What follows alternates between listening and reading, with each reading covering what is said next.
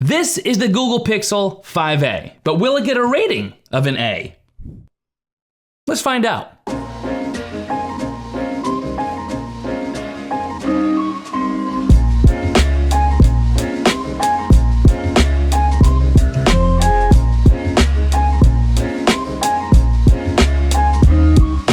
What's up, YouTube? It's your boy, BMAC. And if this is your first time here to this channel, welcome, thanks for stopping by. Make sure you smash that subscribe button with all notifications turned on so that you never miss another video on this channel. And if you've been here before, or if you're already subscribed, welcome back. So today, yes indeed, we are taking a look at the Google Pixel 5a 5G smartphone. And anytime you see an A in a Google product name, whether it be the 5a or something like A series, rest assured Google is promising a plethora of features all bundled together at a great value of a price. Or at least that's what Google claims, but that's where my job comes in. So let's review the Pixel 5a and decide if it lives up to the value that Google promises. Before we go any further, of course, a big thank you and shout out to Google for sending over this gift from Google. Google actually sent over this Pixel 5a for me to check out and review, so Google, I appreciate you.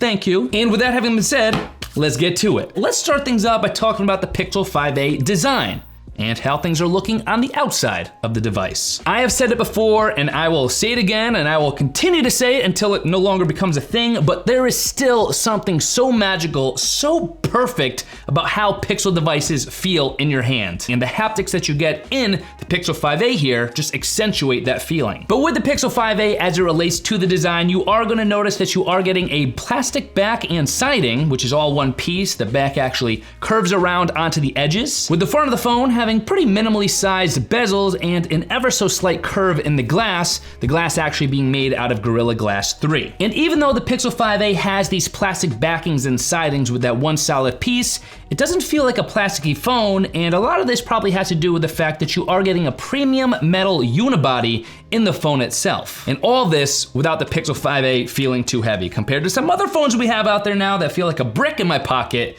this thing is a great size, but at the same time, feels solid without being something that's gonna weigh me down. One thing of note, however, with the Pixel 5a, you are only getting one color option, that color option being mostly black. Now this isn't a problem for me. For those of you who know me, you know I love matte black finishes on any of my products. This is actually mostly black. It has a somewhat more dark olive hue compared to the just black that's, well, as the name suggests, just black on the other Pixel devices. And it's nice to know with the Pixel 5a, you are also getting an IP67 water and dust resistance rating, meaning this thing could handle splashes from any direction, and if for whatever reason you were to fully submerge this into water, this could survive being submerged into up to 3 feet of water for up to 30 minutes. And like I mentioned earlier, you do have that beloved fingerprint reader on the back that I just think is so perfectly placed. You do have your ever so slightly raised rear camera housing, that rear camera housing having your wide and your ultra wide lens. You're also getting your front facing camera, your selfie camera, which is a hole punch in the front display itself. And another thing here, pretty cool to see, is you're still getting a headphone jack in the Pixel 5a.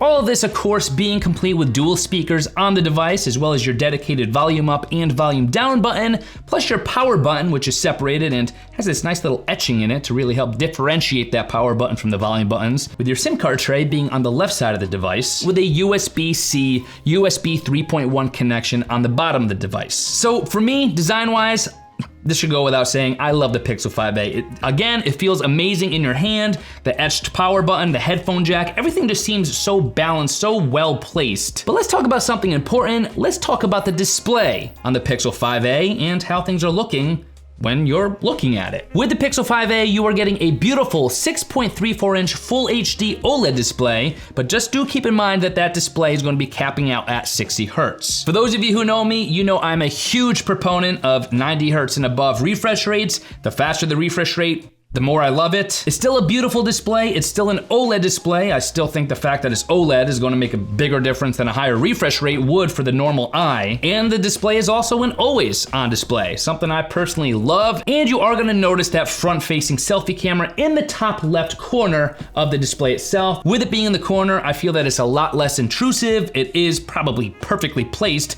in a spot where it would be the least intrusive. And I could personally attest to the brightness of the phone itself. In terms of brightness, this, you are getting an advertised maximum brightness of 800 nits on the Pixel 5a. So overall, I'm loving the display in the Pixel 5a. Sure, it's not 90 hertz or 120 hertz, but again, it is an A series Pixel device, so I'll let that slide. And the fact that we have very minimal bezels all around the display itself with a very small punch hole for that camera, it works, and it works amazingly well for the Pixel 5a. But I know something you're probably really interested to hear about in the Pixel 5a is performance and how things are actually performing when you're using the device. In the Pixel 5a, you are getting the Snapdragon 765G processor, which is kind of surprising because that's the same exact processor you're getting in the Pixel 5. So a value device, but with the same processor that the flagship Pixel 5 device has as well. Plus you are getting 6 gigs of RAM packed into this bad boy, plus a set 128 gigs of storage. And if I could critique things here, I probably would want to see maybe 8 or 10 gigs of RAM.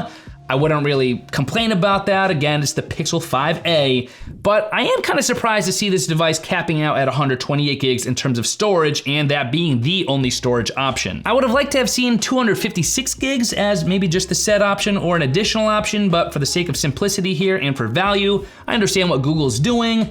Not that big of a deal, especially with the multiple different cloud storage options we have these days. But with the Snapdragon 765G and those 6 gigs of RAM, I found the Pixel 5a to be super responsive, super snappy, super quick.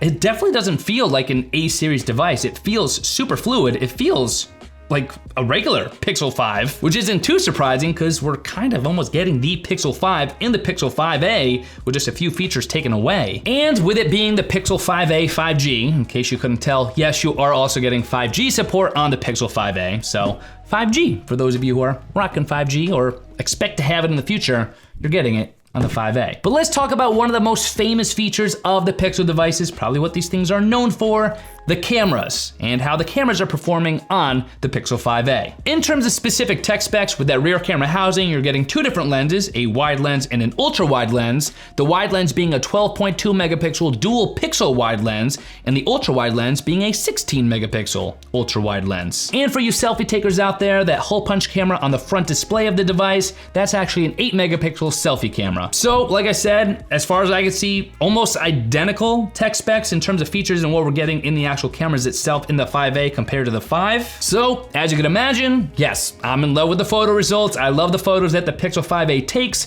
Some of the photos are actually super impressive, as they kind of always have been, to be honest. And of course, with the Google optical and electrical image stabilization, your portrait mode, your night mode settings, all that built in, all that's gonna provide you with the photo results that you're seeing right now that I personally love. I think I still have to crown the Pixel as the king of portrait mode. Sure, you have some perhaps more realistic bokeh effects with other portrait modes on other devices, but the edge detection in the portrait mode on the Pixel devices is always second to none. And I'm still consistently blown away by the quality of the photos that this thing could take, and the fact that you're getting this in the 5a now, an A series Pixel device, you're gonna love the photos that you take. Per usual, a phone, no matter what kind of phone it is only as good as its battery. So what's the battery life looking like on the Pixel 5a? How long could you expect it to last for? Here's a fun fact for you. We're actually getting the largest battery we have ever received in a Pixel device in the Pixel 5a. We are getting a massive 4,680 milliamp hour battery built into the Pixel 5a. And that is to me wild considering how lightweight, compact, and overall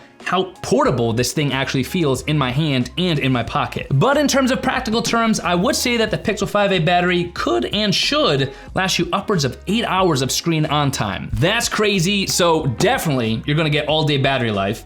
Potentially even 2-day battery life, depending on how you use your phone, but definitely all-day battery life. So insane battery performance here, and I think a lot of that has to do with just the overall optimization of the Pixel 5a and the fact that we're capped off at 60 hertz for a refresh rate, but altogether it's working out to be an absolute battery monster. But in terms of charging, we do have a couple limitations here. I suppose that's somewhat of the trade-off. In terms of charging, you only have one way to charge up your Pixel 5a, and that is through wired charging. Wired charging being capped off at 18 watts of fast charging. No, you are not getting any kind of wireless charging on the Pixel 5a. But even still, with it being wired charging, I do think the numbers could be a little bit better. We're seeing a 0 to 50% charge in just around 45 minutes, with a 0 to 100% charge in closer to an hour and a half. So the Pixel 5a is definitely falling behind a little bit in terms of recharge times, but if you're charging it overnight or during a time when you don't actually have to use the phone, it's technically a non-issue. But hopefully in the future, we get some faster recharge times on the A series Pixels, because that would make this thing even more of a battery beast than it already is. So with all that having been said,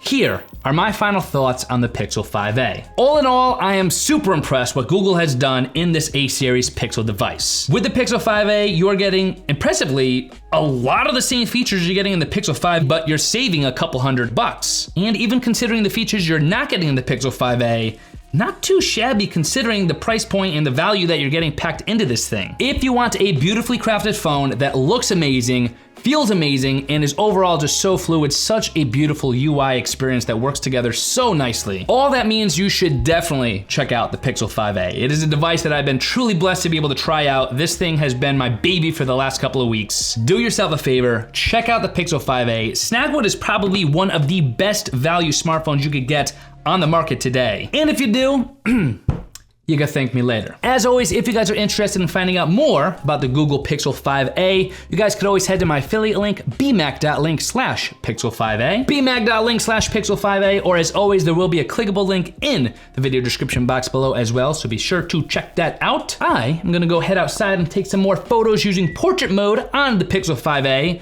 Not of myself, of something, I don't know, we'll figure out something. I'm not a selfie taker, I promise. I will see you guys in my next video. I'm not taking a selfie, I promise. That's just the face I make when I'm taking a photo. That's what I do.